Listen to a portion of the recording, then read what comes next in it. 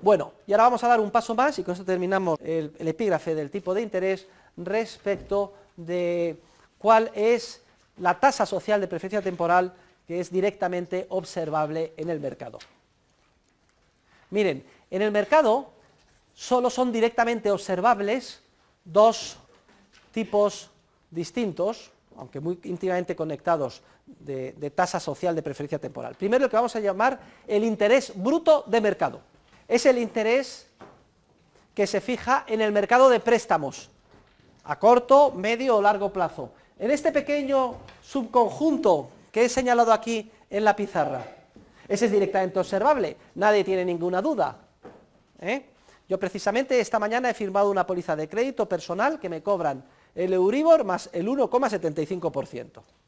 Bueno, pues si hoy está el Euribor a 2% o a lo que sea, pues me van a cobrar el 3,75 o el 4. Ese es el tipo de interés. Luego, lo primero que es observable en el mercado es el tipo de interés bruto de mercado, de este mercado de préstamos a corto y medio y largo plazo. Y cada uno, por tanto, que visualice si tiene algún préstamo para la financiación del coche, para el pago de hipotecas, etc. Vale, el interés bruto de mercado tiene a su vez tres componentes.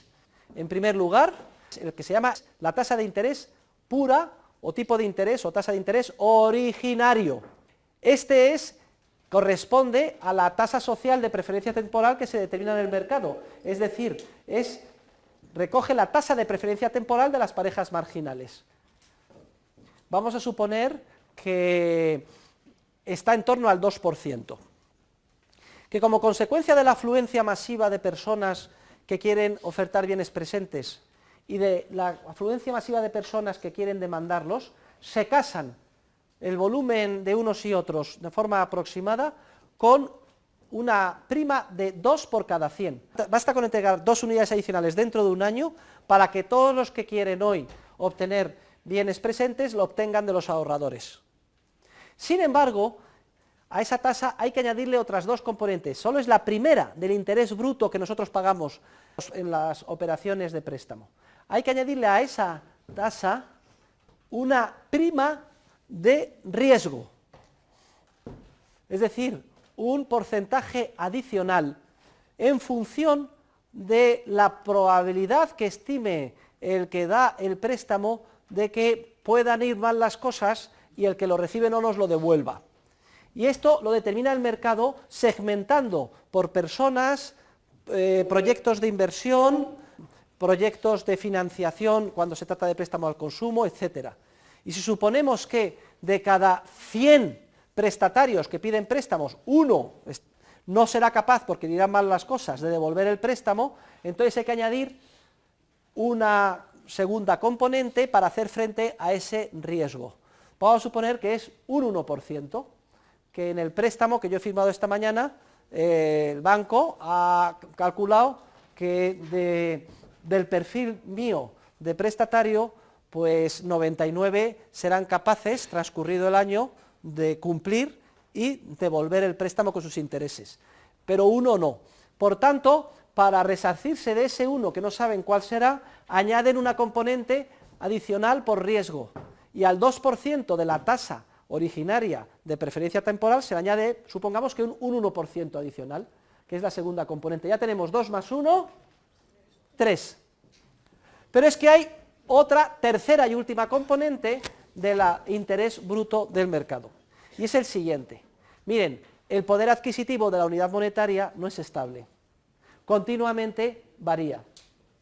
¿Y qué pasa si se espera que cuando yo devuelva el préstamo dentro de un año, la capacidad adquisitiva de mi dinero sea más reducida? De hecho, ¿saben ustedes que el año pasado, cuál ha sido el año pasado la tasa de inflación en España? El IPC ha subido el 0,8%. No es que los precios hayan subido como media el 0,8%, lo que ha pasado es que el poder adquisitivo del euro ha bajado el 0,8%, como media, grosso modo. Por tanto, si yo cierro una operación de préstamo donde voy a devolver el dinero que me han adelantado dentro de un año, si se espera que lo voy a devolver en unidades monetarias que tienen una capacidad adquisitiva un 1% más baja, tendré que añadir una tercera componente en función de la inflación o deflación esperada. Esto no es muy correcto, porque ya saben que la inflación es el crecimiento de la cantidad de dinero o de la masa monetaria o una disminución de la demanda, y que la deflación es lo contrario. Pero a nivel popular se confunde la causa con los efectos y se llama inflación a la subida de los precios y deflación a la bajada. En realidad lo que está sucediendo no es que suban los precios, sino que se reduce el poder adquisitivo del euro, de la unidad monetaria. Y si esperamos que se va a reducir un 1% el poder adquisitivo del euro, porque los precios en general van a subir el 1%, el prestamista tendrá que añadir una tercera componente en función de la inflación esperada, que en este caso, en el ejemplo que hemos puesto, será de otro 1%. Por tanto, ¿cómo nos queda el tipo de interés bruto de mercado? Por eso se llama bruto. 2% en nuestro ejemplo de tasa originaria, la preferencia temporal, pura y dura, más un 1% de la componente de riesgo, más otro 1% de la disminución esperada del poder adquisitivo del dinero. Total, 2 más 1 más 1, un 4%, que es precisamente lo que yo he firmado esta mañana. Y siempre que intervengan ustedes ya en una operación de crédito o de préstamo, cuando firmen el tipo de interés, sepan y hagan un estudio de que incorpora las tres componentes. ¿Qué pasaría si en vez de inflación hubiera deflación? Es decir, hubiera una disminución de los precios, que en realidad no es tal cosa. Lo que está sucediendo es un aumento del poder adquisitivo de la unidad monetaria.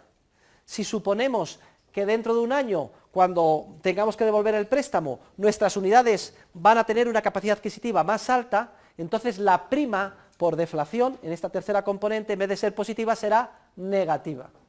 Si esperamos una deflación de medio punto, entonces será negativa. ¿Por qué? Porque me devolverán en unidades monetarias que podrán comprar más cosas.